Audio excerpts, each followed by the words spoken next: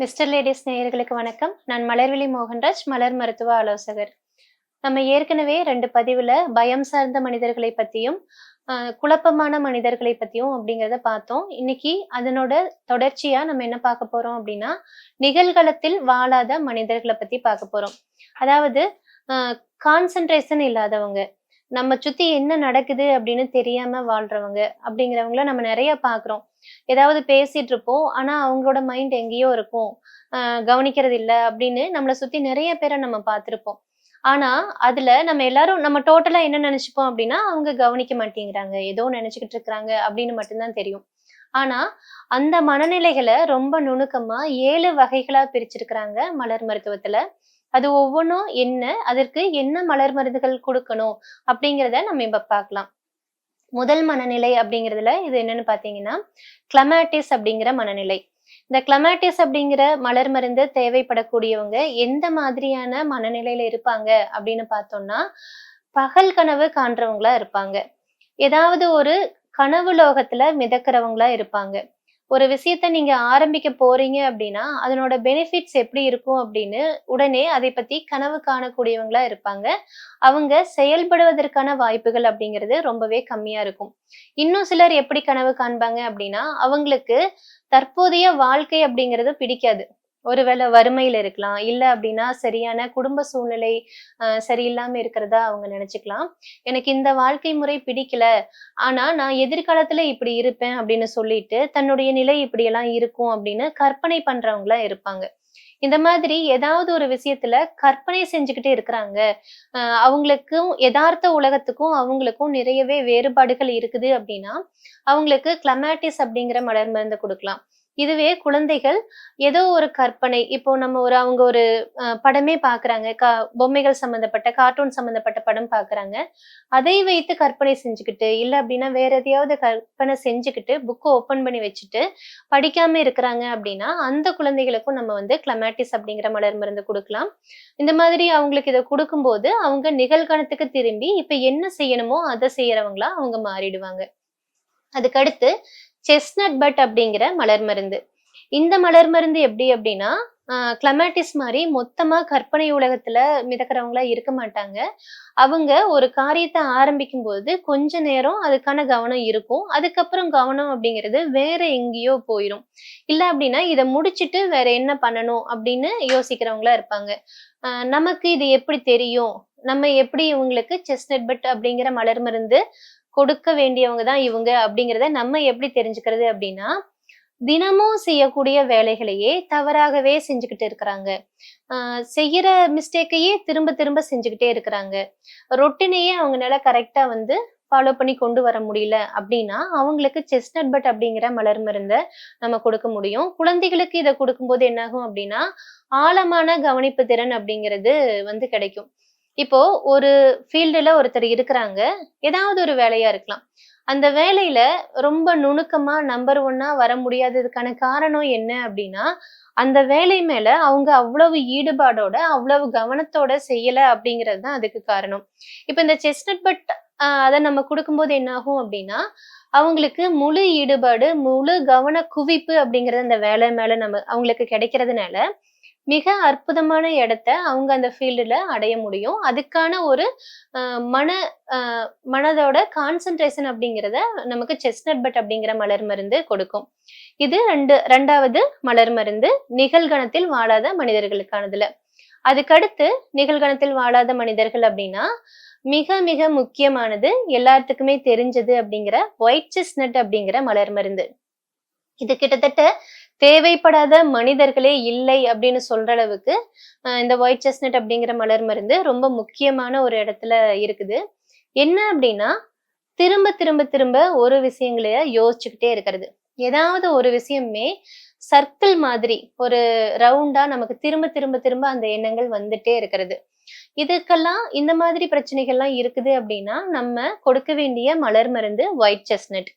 இது எந்த இது நமக்கு இருக்குதா அப்படின்னு நம்ம எப்படி செக் பண்ணிக்கலாம் அப்படின்னா, ஏதாவது ஒரு விஷயம் நம்ம மனச பாதிக்குது.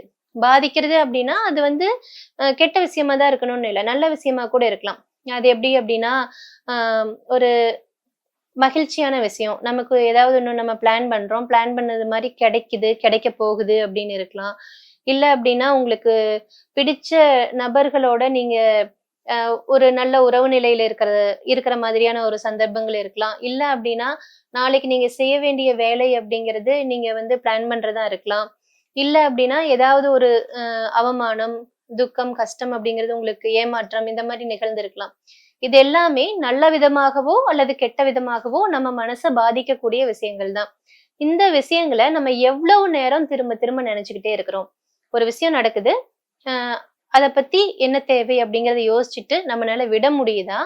இல்ல அந்த தாட்ஸ் அந்த எண்ணங்கள் நம்மள விட்டு போகாம திரும்ப திரும்ப நமக்குள்ள சுத்தி வந்துகிட்டே இருக்குதா அப்படின்னு பார்க்கணும். மணிக்கணக்குல, நாள் கணக்குல ஒரு விஷயம் நம்மள சுத்தி நம்ம அதை திரும்ப திரும்ப நெனச்சுக்கிட்டே இருக்கிறோம் அப்படின்னா, அந்த நேரத்துல நம்ம எடுத்துக்க வேண்டிய மலர் மருந்தோட பெயர் ஒயிட் செஸ்னட். இதை எடுத்துக்கும்போது, ஏதாவது ஒரு விஷயத்த பத்தி மட்டுமே யோசிச்சுக்கிட்டு இருக்காம, அ அதற்கான பிளான செஞ்சுட்டு, அதுக்கான தேவைகள் இப்போ ஒரு விஷயம் நடந்துருச்சு அப்படின்னா, அதுக்கு என்ன செய்யணுமோ அத செஞ்சுட்டு, அதுக்கு அடுத்த வேலைக்கான நம்ம மூவ் பண்ணக்கூடிய ஒரு மனநிலைய நமக்கு ஒயிட் செஸ்னட் குடுக்கும். நமக்கு என்ன தேவையோ அதை நோக்கி நகரக்கூடிய ஒரு மனநிலை அப்படிங்கிறத ஒயிட் செஸ்னட் குடுக்கும். இரவுகள்ல ஏதாவது ஒரு விஷயத்த நெனச்சுக்கிட்டு தூக்கமே வரல அப்படின்னு இருக்கிறவங்களும் இந்த ஒயிட் செஸ்னட் எடுத்துக்கும்போது நல்ல பலன குடுக்கும். அதற்கு அடுத்து ஹனிசக்கிள் அப்படிங்கிற மலர் மருந்து. ஹனிசக்கிள் மலர் மருந்து தேவைப்படக்கூடிய மனிதர்கள் எப்படி இருப்பாங்க அப்படின்னா, கடந்த கால அல்லது இறந்த கால நினைவுகள்லயே மூழ்கிட்டு இருக்கிறவங்களா இருப்பாங்க. கடந்த கால மகிழ்ச்சிகள், அ கடந்த கால துயரங்கள், கடந்த கால குற்ற உணர்ச்சிகள், இல்ல அப்படின்னா, கடந்த கால ஏதாவது ஒரு விஷயங்கள், அனுபவங்கள், இல்ல கடந்த கால பெருமைகள், இப்படி அ அந்த விஷயங்கள்லயே மூழ்கிட்டு இருக்கிறவங்களா இருப்பாங்க. ஒரு 10 நிமிஷம் அவங்களுக்கு கிடைக்குது. அவங்க ஒரு இடத்துல உட்கார்றாங்க அப்படின்னா, அவங்களுடைய நினைவுகள் எல்லாமே கடந்த காலத்துக்கு போயிருது. இல்ல யார்கிட்டயாவது பேசுறாங்க அப்படின்னா, அவங்க கடந்த காலத்த பத்தியே தான் பேசிக்கிட்டு இருக்கிறாங்க. கடந்த காலத்துல ஏதாவது ஒரு குற்ற உணர்ச்சி அப்படிங்கிறது அவங்களுக்கு நடந்துருச்சு. நான் இத செய்யாம இருந்திருந்தேன் அப்படின்னா, இது எல்லாமே சரியா இருந்திருக்கும். நான் இத செஞ்சுட்டேன். அதனால லைஃப் இப்படி ஆயிருச்சு அப்படின்னு ஒரு குற்ற உணர்ச்சியிலேயே எப்ப பேசினாலும் அந்த கடந்த கால குற்ற உணர்ச்சிய பத்தியே பேசிட்டு இருக்கிறாங்க.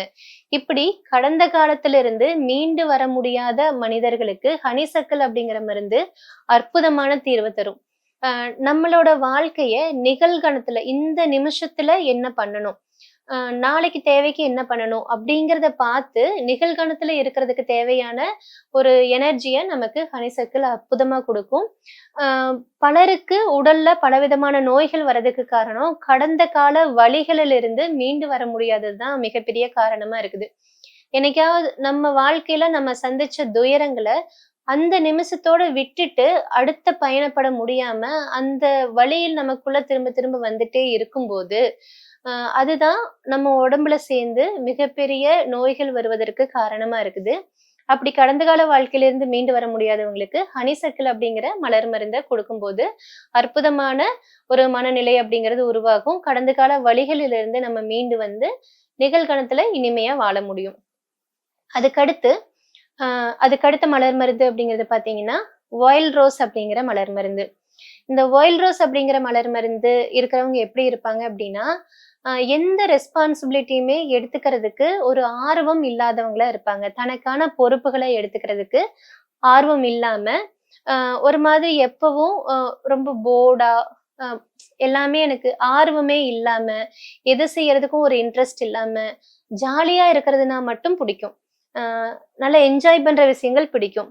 ஃப்ரெண்ட்ஸ் கூட சுத்துறது, அதெல்லாம் பிடிக்கும். படம் பார்க்க பிடிக்கும். ஆனா, ஒரு காரியத்த நம்ம எடுத்து செய்யணும். ஒரு வேலைய நம்ம எடுத்துக்கணும். ஒரு பொறுப்ப நம்ம எடுத்துக்கணும் அப்படிங்கும்போது, அதுக்கான எனர்ஜியே இல்லாத மாரி டயர்டா இருக்கிறவங்களாவோ, இல்ல ஆர்வமே இல்லாதவங்களாவோ, இல்ல என்னால அதெல்லாம் செய்ய முடியாது அப்படின்னு அலட்சியமா பேசிட்டு போறவங்களாவோ இந்த மனிதர்கள் இருக்கலாம். அ அந்த மாதிரியான மனநிலை இருக்குது. அவங்க எந்த ஒரு விஷயத்திலயும் ஒரு பிடிப்பே இல்லாம இருக்கிறாங்கன்னா, அந்த மனிதர்களுக்கு நம்ம ஒயில்ட் ரோஸ் அப்படிங்கிற மலர் மருந்து குடுக்கும்போது, அவங்க ஒரு பிடிப்போட, ஆர்வத்தோட தன்னுடைய அ பொறுப்புகள எடுத்து கையாளுவதற்கான ஒரு மனநிலைய ஒயில்ட் ரோஸ் அப்படிங்கிற மலர் மருந்து கொடுக்கும். இது ஏன் நிகழ்காலத்துல இல்லாத மனிதர்கள் அப்படின்னு வச்சோம்னா, இவங்களுக்கு அ ஒரு பொறுப்பான விஷயத்தையோ, ஒரு தேவையான ஒரு விஷயத்த நம்ம பேசிக்கிட்டு இருக்கிறோம் அப்படின்னா, அத கவனிக்கிறதுக்கு எந்த ஆர்வமுமே இருக்காது. அவங்க வந்து அத ஒரு எந்த ஒரு மோட்டிவேஷனுமே இல்லாம அத கடந்து போயிருவாங்க அப்படிங்கிறதுனால, இத வந்து நிகழ்கணத்தில் இல்லாத மனிதர்கள் அப்படிங்கிற பிரிவுக்கு கீழ இந்த மலர் மருந்தோட மனநிலைய கொண்டு வந்திருக்காங்க. அதுக்கடுத்து மஸ்டர்ட் அப்படிங்கிற மலர் மருந்து தேவைப்படக்கூடிய மனநிலை எது அப்படின்னு பார்த்தீங்கன்னா, ஆ மஸ்டர்ட் இந்த மலர் மருந்து தேவைப்படக்கூடியவங்க திடீர்னு ரொம்ப அப்செட் ஆயிருவாங்க. அதுக்கு ரீசன் கேட்டா அவங்களுக்கே தெரியாது. டோட்டலா ஒரு மிகப்பெரிய துக்கம் வந்த மாதிரி. நல்லா இருந்துட்டு இருப்பாங்க. லைஃப் நல்லா இருக்கும். அ எல்லாரோடையும் சிரிச்சு, பேசி சகஜமா இருந்துட்டு இருப்பாங்க. திடீர்னு வந்து ஒரு சேட்னஸ். திடீர்னு ஒரு மன அழுத்தம். அது வந்து மிகப்பெரிய மன அழுத்தமா இருக்கும். ஏதோ ஒரு மிகப்பெரிய ஒரு துக்கம் தனக்கு நடந்துட்ட மாதிரி ஒரு மனநிலைக்குள்ள போயிட்டாங்க கொஞ்ச நேரம் அப்படி இருப்பாங்க. அது குறிப்பிட்ட நேரம் அப்படி இருந்துட்டு, அதுக்கப்புறம் என்ன ஆவாங்க அப்படின்னா, ரெக்கவர் ஆயி வந்துருவாங்க. அந்த குறிப்பிட்ட காலம் அவங்க நிகழ்கணத்துல இருக்க மாட்டாங்க. அப்படி யாருக்காவது திடீர்னு ஆகுது. அ எப்பவாச்சும் ஆகுது. திடீர்னு ரொம்ப வருத்தமா இருக்குது. அதுக்கு எனக்கு காரணமே தெரியல. அந்த மாரி சொன்னாங்கன்னா, அவங்களுக்கு மஸ்டர்ட் அப்படிங்கிற மலர் மருந்து குடுக்கும்போது, அவங்க இந்த பிரச்சனையிலிருந்து மீண்டு வந்து எல்லார் மாதிரியும் சகஜமா இருக்கிறதுக்கு ஆரம்பிச்சுருவாங்க. அதுக்கு அடுத்து ஆலிவ் அப்படிங்கிற மலர் மருந்து. இது வந்து சுத்தமா உடம்புல எனர்ஜியே இல்ல. அ ரொம்ப அதாவது எழுந்து நிக்க கூட எனக்கு எனர்ஜி இல்ல. பேச கூட எனக்கு எனர்ஜி இல்ல. என்னால எதுவுமே செய்ய முடியல. டோட்டலா வந்து நான் வாஷ் அவுட் ஆயிட்டேன். அந்த மாதிரி ஒரு மனநிலையில இருக்காங்க. அ உடம்புல எனர்ஜியே இல்லைன்னு சொல்றாங்க அப்படின்னு சொல்றவங்களுக்கு, இந்த ஆலிவ் அப்படிங்கிற மலர் மருந்து குடுக்கலாம். இது வந்து உடம்புல நல்ல எனர்ஜியும், மனசுக்கும் நல்ல எனர்ஜியும் குடுக்கும். அது மூலமா அவங்க வந்து எல்லார் மாதிரியும் சகஜமா இயல்பா இருக்கிறதுக்கான ஒரு ஒரு ஸ்ட்ரென்த் அப்படிங்கிறது நமக்கு ஆலிவ் அப்படிங்கிற மலர் மருந்து குடுக்கும்.